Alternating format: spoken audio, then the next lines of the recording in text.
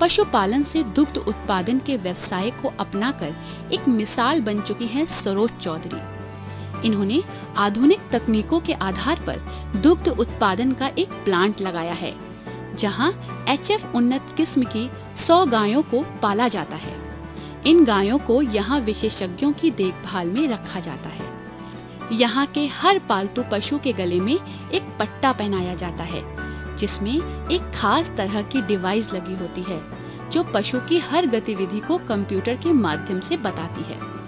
इसके अलावा यहाँ पशुओं की खुजली करने वाला ब्रश हो या पशुओं को साफ करने वाला फागर, पशुओं की साफ सफाई और सुविधाओं से संबंधित यहाँ हर चीज मौजूद है।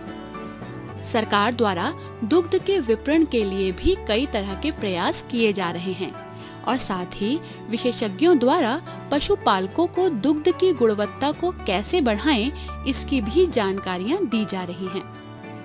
मोहनलालगंज की रहने वाली सरोज चौधरी ने क्षेत्र की महिला किसानों के बीच एक प्लांट लगाकर एक मिसाल कायम की है। इनका ये प्लांट पूरी तरह स्वचालित है। विशेषज्ञों द्वारा की जाने वाली देखभाल के अलावा यहाँ पर्याप्त संसाधन मौजूद हैं, जिसकी वजह से यहाँ प्रतिदिन गायों से लगभग 300 लीटर दूध निकाला जाता है। 4-5 गाय मेरे पास थी पहले से ही, और उसके बाद लोन से लिया गया सरकार के उसमें। अब 100 गायें हैं और 300 लीटर दूध होता है, और लेबर गाय दूने के लिए अलग है, चारा डालने के लिए अलग मशीन से डालते हैं, और दुहाई भी मशीन से ही होती है। चोकर, चूनी और पशु आहार और मिनरल मिक्सचर, नमक और कैल्शियम, ये सब चीज़ें मिक्स करके दी जाती है। हमने एक डॉक्टर अलग से रख रखा है, और जो भी यहाँ सरकारी डॉक्टर हैं वो भी बीच में आते रहते हैं, देखते हैं। जो भी ज़रूरत पड़ती है तो उनको भी फ़ोन द्वारा बुलाया जाता है। उप मुख्य पशु चिकित्सा अधिकारी डॉक्टर राजेंद्र प्रसाद राय के मुताबिक अगर डेयरी का मैनेजमेंट अच्छा है और पशुओं की ब्रीडिंग और फीडिंग निर्धारित समय पर की जा रही है, साथ ही पशुओं में होने वाले रोगों का उपचार भी समय से और विशेषज्ञों की देखरेख में किया जाता है, तो निश्चित रूप से ऐसी डेयरी से पशुपालक अच्छा मुनाफा कमा सकते हैं।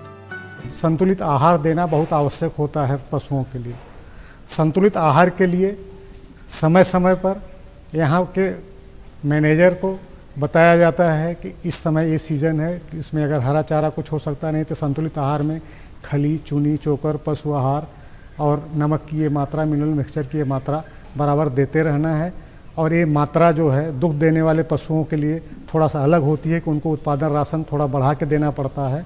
खिलाने के लिए समय का ध्यान रखना बड़ा ज़रूरी होता है कि एक निश्चित अंतराल के बाद ही इनको भोजन दिया जाए। जो हमारे ये पशु हैं जब स्वस्थ रहेंगे तभी ये अच्छे दूध का उत्पादन करेंगे। खुरपका, मुंहपका जैसे रोगों से पशुओं को बचाना बेहद जरूरी होता है, जिससे पशुओं से हमें गुणवत्तापूर्ण दुग्ध और स्वस्थ संतानों की प्राप्ति होती रहे। जो मुख्य बीमारियां होती है हमारे पशुओं की, खुरपका, मुंहपका, गला घोंटू। खुरपका मुंहपका का टीकाकरण साल में 2 बार, और मार्च में और सितंबर अक्टूबर के बीच लगाया जाता है। गला घोंटू की बीमारी जनरली जो है जुलाई और अगस्त के महीने में होती है, तो जून के महीने में गला घोंटू का टीकाकरण किया जाता है। तो ये 2 मुख्य बीमारी है जिसका टीकाकरण किया जाता है। इसके अलावा जो किलनी लग जाती है, इससे टिक से ब्लड प्रोटोजोन इन्फेक्शन होने के चांसेस होते हैं। तो टिक कंट्रोलिंग्स का जो है हर तीसरे महीने इनके लिए मेडिटेशन या और व्यवस्था साफ़ सफाई की जाती है, ताकि जो है टिक्स का इन्फेस्टेशन डेयरी फार्म पे न रहे। इसके अलावा कोई भी पशु बीमार होता है, चाहे रात में बीमार हो चाहे दिन में बीमार हो, उसकी हिस्ट्री बराबर नोट कराई जाती है नंबर के हिसाब से, और तुरंत देर रात भी आवश्यकता पड़ने पर यहाँ पर किसी भी तरह के इलाज की सुविधा उपलब्ध कराई जाती है।